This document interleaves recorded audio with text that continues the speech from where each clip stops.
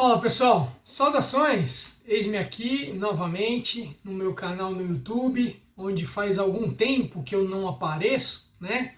E dessa vez eu estou aqui por um motivo bastante interessante. É uma história que eu gostaria de contar para vocês, que aconteceu comigo na minha empreitada enquanto advogado, né? Atuando, eu sou advogado e também professor de Direito, dou aula em faculdade, graduação, pós-graduação, como vocês sabem muito bem.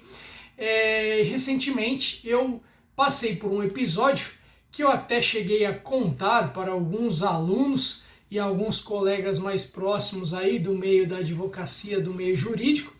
E aí eu estava conversando com uma pessoa hoje, e aí relembramos esse episódio, e eu achei interessante trazer aqui para contar para vocês algo que aconteceu comigo aí no meu dia a dia profissional enquanto advogado. Bom, a questão que eu gostaria de trazer aqui diz respeito ao tema: quanto você acha que vale a sua atividade profissional enquanto advogado?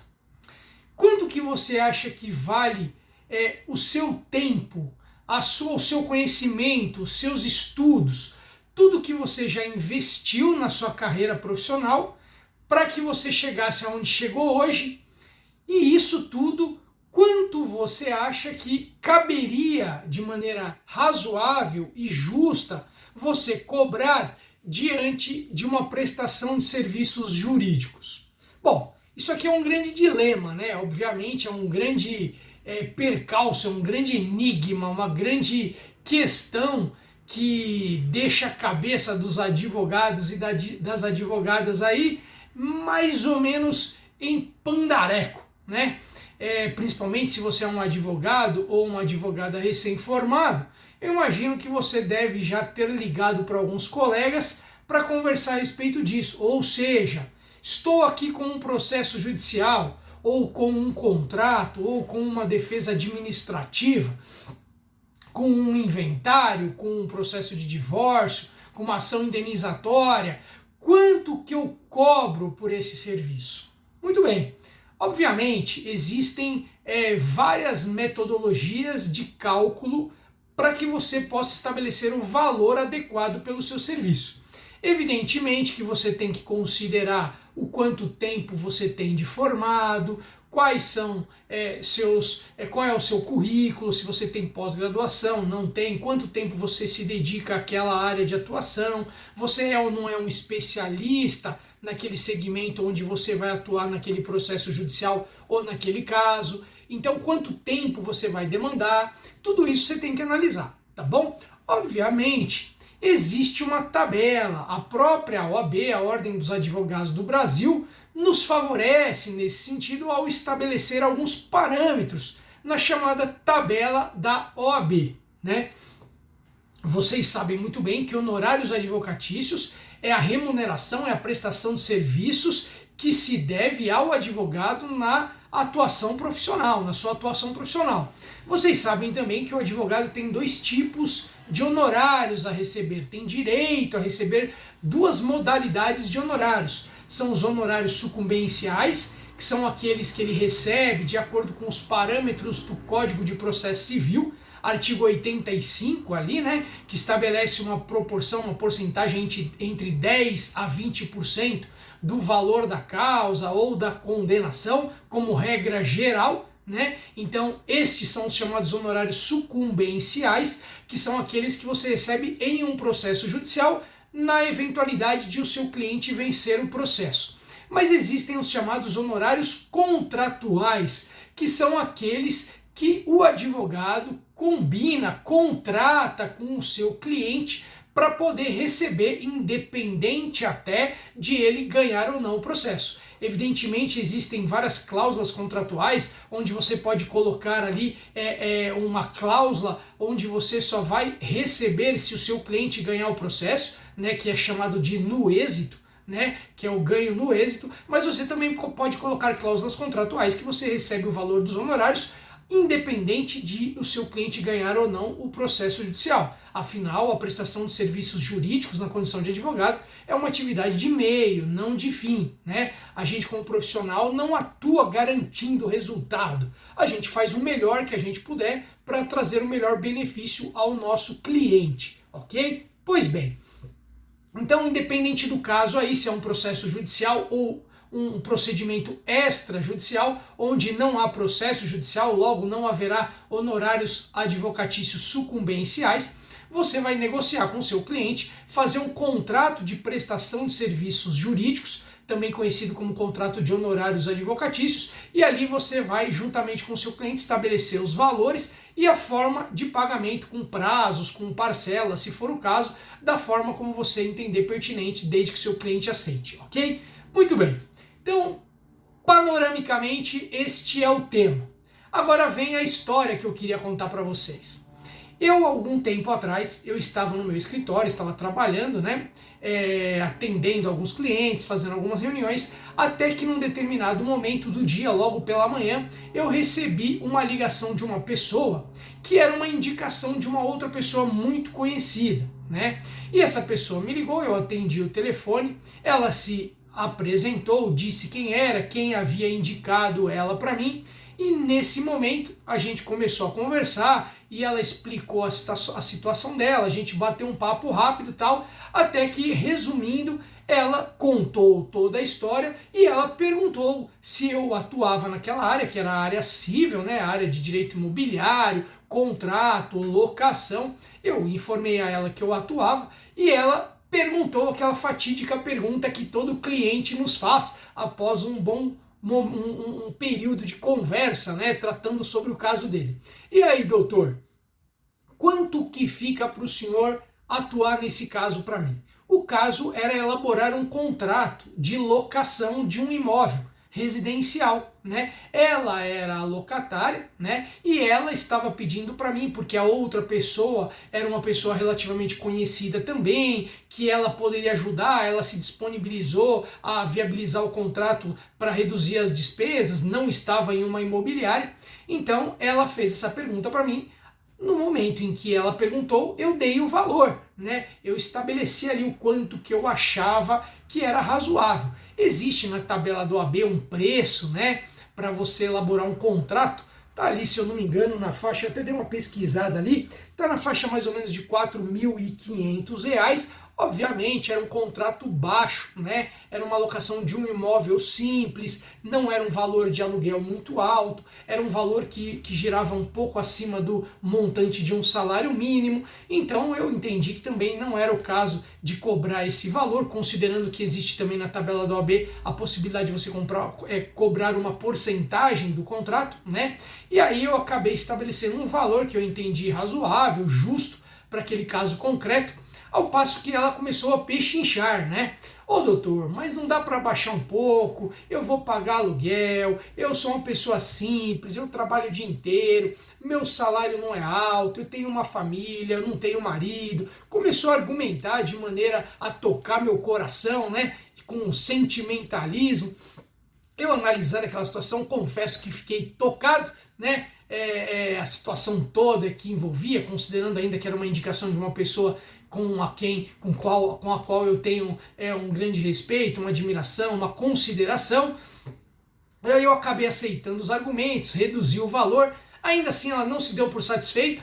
Após a redução do valor, ela chorou mais um pouco, pedindo que eu reduzisse um pouco mais, ao passo que eu acabei, não costumo fazer, mas cada caso é um caso, né? Eu aceitei aí os novos argumentos daquela pessoa e eu acabei reduzindo ainda mais o valor para muito próximo ali de um piso mínimo da tabela da OAB, entendendo que seria razoável para que eu pudesse pegar aquele caso, ajudar aquela cliente e poder elaborar o contrato para protegê-la naquela locação. Pois bem, ela agradeceu, entendeu em princípio que o valor estava bem razoável e justo, e ela ficou de entrar em contato comigo no mesmo dia, no período da tarde, né? Isso eu estava conversando com ela ali um pouco antes do horário do almoço. Ela desligou, falou: doutor, eu vou retornar para o senhor ainda hoje para a gente dar continuidade às tratativas. Eu agradeci, desliguei o telefone, fomos almoçar Eu fiquei aguardando, já estava tratando de outras questões no escritório, até que lá por volta das 4h30, 5 horas da tarde, essa pessoa me ligou,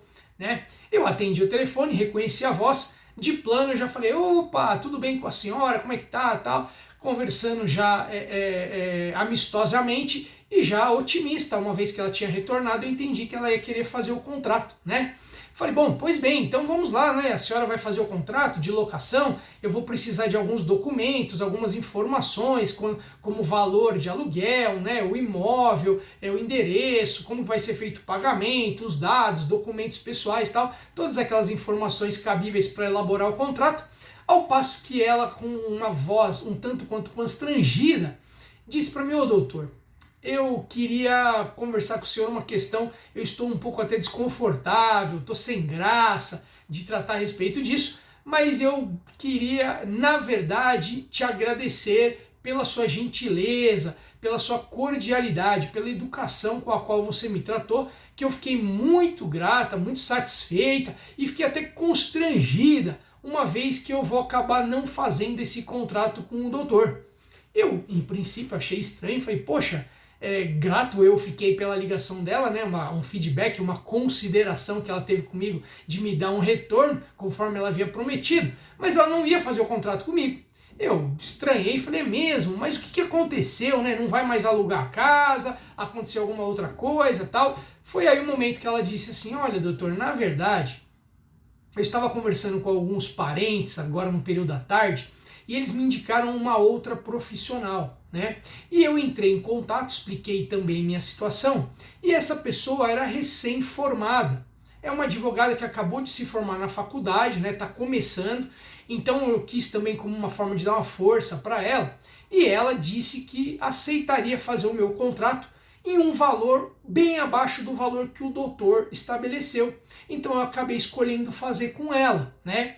Eu ouvi aquilo, eu estranhei, porque o valor que eu tinha estabelecido já era um valor bem abaixo, né, do que normalmente eu imaginava que seria razoável para ajudá-la, né? Mas como ela falou que o valor da outra profissional era bem abaixo ainda, por uma questão, né, de curiosidade, eu não me via antiético fazendo isso, afinal ela que disse o motivo pelo qual ela não me contrataria e que o motivo era a questão do valor dos honorários, eu perguntei a ela, falei, então já que essa é a questão, qual que é o valor que a senhora vai pagar? Afinal de contas, se for um valor relativamente próximo, eu talvez possa avaliar a possibilidade, né, de ajudá-la de alguma forma. Aí, nesse momento, ela virou para mim e disse, olha, doutor, eu confesso que o valor que a pessoa cobrou de mim foi aproximadamente 20% do valor que o senhor cobrou. Nesse momento, eu fiquei espantado. Eu falei, ela deu um desconto de 20%? Ela falou, não, o valor é 20%. Então, por exemplo, não eram esses valores, mas digamos que eu tivesse cobrado R$1.000, a pessoa estava aceitando fazer aquele contrato por R$200, né? Aí eu olhei aquilo, me espantei e falei, puxa, mas esse valor é muito baixo. Foi aí que aquela cliente, ou eventual cliente, potencial cliente, virou para mim e disse, olha doutor, ela me disse que é um contrato simples, que basta pegar o contrato que existem inúmeros modelos no Google, e que ali você troca o nome das pessoas, locador e locatário, você altera o endereço do imóvel, você coloca a forma de pagamento e o padrãozão já sai, não tem grandes dificuldades. Ela falou que em menos de meia hora ela faria esse contrato para mim, por isso que ela achou razoável cobrar esse valor. Contrato padrão de internet no Google.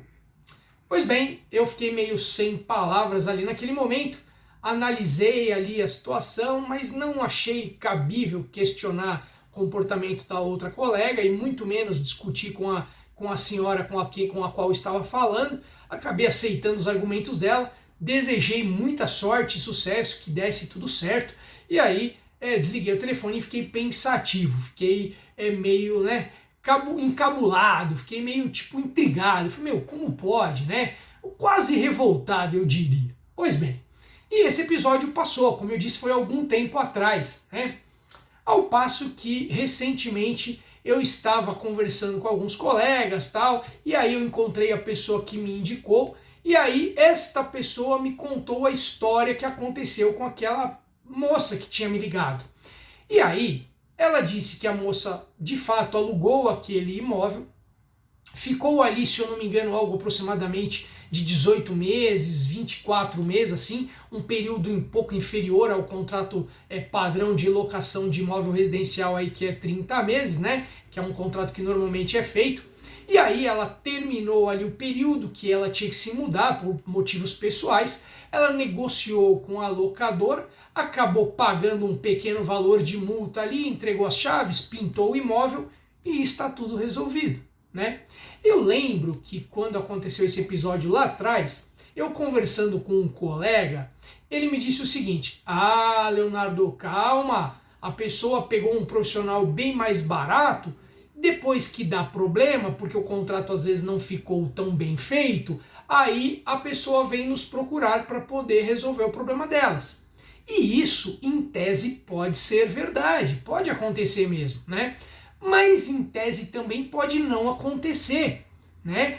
Se as pessoas entram num negócio jurídico de boa fé, por exemplo, uma locação, como é o caso que eu narrei, e ambos, locador e locatário, estão de boa fé, nem precisaria haver um contrato escrito, né? Bastaria uma pessoa conversar com a outra: olha, eu te pago aí o valor de 2.000 por mês, pago se for um apartamento, um condomínio, pago água, luz, telefone, e a outra pessoa confia no locatário e fala: tá tudo ok, apertam as mãos, ambos o locador entrega a chave para o locatário fica ali o tempo que ele entender pertinente, como ele está de boa fé, ele paga os aluguéis mensalmente conforme combinado, preserva o imóvel, o locador não incomoda o locatário durante o período da locação, até que quando ambos ou qualquer um deles entende que não quer continuar o contrato, comunica ao outro dizendo: olha, daqui 30 dias, 60 dias eu estou saindo, tal, ou você precisa me devolver o imóvel, e a questão fica resolvida. E aí devolve-se as chaves, entrega-se o imóvel e está tudo ok, verifica se o imóvel está em perfeitas e plenas condições, não tem discussão, nem contrato precisaria, né? Então, vejam que interessante isso, né? Eu fiquei, em princípio, incomodado com a questão da cobrança dos valores que a outra profissional estabeleceu. Até entendi, era recém-formada e de repente estava precisando de um valor inicial no escritório dela para pagar as despesas como água, luz, condomínio, aluguel eventualmente, internet, seja lá as despesas, e entrando um valor ainda que não é relativamente alto, já ajuda a compensar os valores das despesas aí, né? Mas por outro lado eu fiquei questionando, né, se é razoável a gente aviltar a nossa profissão de maneira a aceitar valores muito abaixo de um piso que, por exemplo, na tabela da OAB estabelece, né? A gente sabe que na prática há situações em que isso pode acontecer, né? Não é algo que a gente vai dizer: não, nunca vi acontecer, isso não existe, de um profissional da área jurídica, um advogado ou uma advogada, cobrar abaixo do mínimo da tabela. Não, a gente sabe que na prática, no dia a dia advocatício, isso acontece, né? Assim como tem advogados que cobram bem acima do valor que está na tabela. Isso é de profissional para cada profissional. Então não dá para você ficar questionando o quanto aquele profissional entende que vale o serviço dele. Como eu falei aqui no começo do vídeo, cada um estabelece o valor que entende cabível pelos seus serviços e cabe ao cliente aceitar ou não, de acordo com o caso concreto, né? Existe um estatuto da advocacia, né, que é uma lei, a Lei 8.906 de 94, que é o Estatuto da Advocacia e da Ordem dos Advogados do Brasil, que trata a respeito dos honorários, né, advocatícios, que é esse direito aí do advogado, dessa contraprestação profissional remuneratória pelos seus serviços, né. Existe também um código de ética e disciplina da OAB, que também trata a respeito de normas e princípios éticos, morais e profissionais da carreira do advogado, né? Então, que também trata a respeito dos honorários advocatícios, além da questão do Código de Processo Civil que eu mencionei anteriormente, artigo 85 e seguintes ali do CPC, né? Então é um tema bastante importante, né? Um tema interessante a gente entender como é que funciona, para a gente poder lidar direitinho com os nossos clientes quando tivermos que arbitrar, estabelecer um valor mediante uma proposta para prestação de serviços jurídicos. Agora, o que eu fiquei intrigado é: Não quer dizer que a pessoa contratou um advogado melhor ou pior, que vai pagar mais ou menos, que ela vai ter problema. Às vezes a gente fica pensando, eu estudei, eu tenho uma pós-graduação, eu tenho muitos anos como formado, eu sou um expert no tema. Óbvio que quanto melhor a qualificação, a competência, a habilidade do profissional naquele caso, as chances de êxito e de evitar riscos são muito maiores, evidentemente. Todavia, nas relações humanas, às vezes as coisas não acontecem desta forma, né? Existe o princípio aí da boa-fé do ser humano, que o direito até tem como um princípio geral aí, que estabelece que a gente tem que presumir que as pessoas estão de boa-fé, né? Obviamente, não é recomendável a ninguém que faça um contrato verbal de locação e nem que faça nenhum outro tipo de contrato na confiança, por mais que exista um relacionamento excelente entre as partes envolvidas naquela relação. Sempre que possível, é importante contar com o auxílio de um profissional, de um advogado que conheça o tema e que vai poder te ajudar, te orientar, te dar ali as nuances, os detalhes, as peculiaridades com fins a te proteger e, na eventualidade da existência de um processo judicial, defender os seus direitos que estão sendo ameaçados ou até que já foram lesados, para obter uma tutela jurisdicional, uma resposta do Poder Judiciário que venha a defender seus eventuais direitos, seja na área do direito de família, no caso de uma ação de alimentos, de reconhecimento de paternidade, de guarda, de divórcio, né? Seja um inventário, no caso de falecimento, seja na área civil, no direito imobiliário, questão de uma locação, questão de uma compra e venda de um imóvel, relação de consumo, né? É importante proteger o cliente de acordo com a defesa do consumidor, seja aí numa relação eventualmente de um dano que você veio a sofrer, que não tem um respaldo contratual, né?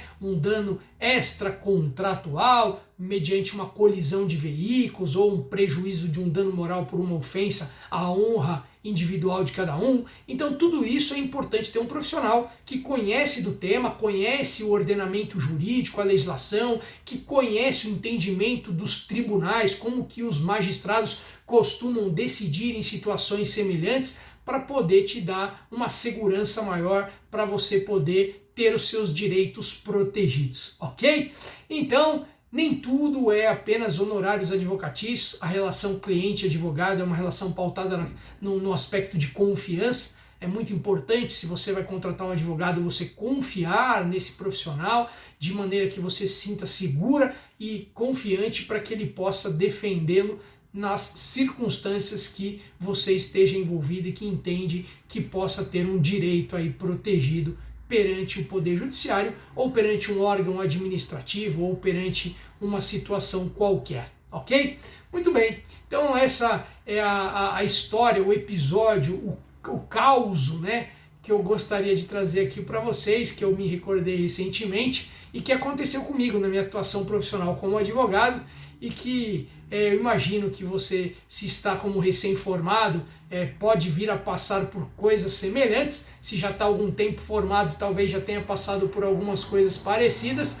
O fato é que existem muitas situações aí que a gente passa no nosso dia a dia que são muito interessantes e é bacana, é gostoso compartilhar. E eu encontrei esse meio aqui nesse meu canal para trazer essa história para vocês, tá bom? Eventualmente, tentarei voltar aqui com mais assiduidade no meu canal, trazendo histórias, trazendo informações, trazendo conteúdo jurídico ou não jurídico, para que a gente possa interagir aqui e ter um contato bacana por esse meio aqui, ok? Então, muito obrigado pela sua atenção, se você ficou comigo até aqui, até agora, muito legal, espero que tenha gostado da história. E vamos nos falando, se quiser comentar, curtir aqui, recomendar esse canal para outros colegas e conhecidos, vai ser uma grande alegria, eu vou ficar muito feliz e a gente vai interagindo aí também, tá bom? Tem meu canal no Instagram lá, leonardo.roberti, se você quiser interagir comigo também, mandar um direct lá e me seguir lá, eventualmente eu vou começar a postar mais conteúdos lá também e a gente vai poder interagir também pelas redes sociais, Facebook, LinkedIn, que eu também tenho e vai ser bastante interessante aí, tá bom? Então, pessoal, muito obrigado pela atenção, um grande abraço a todos, fiquem com Deus e até breve. Tchau, tchau.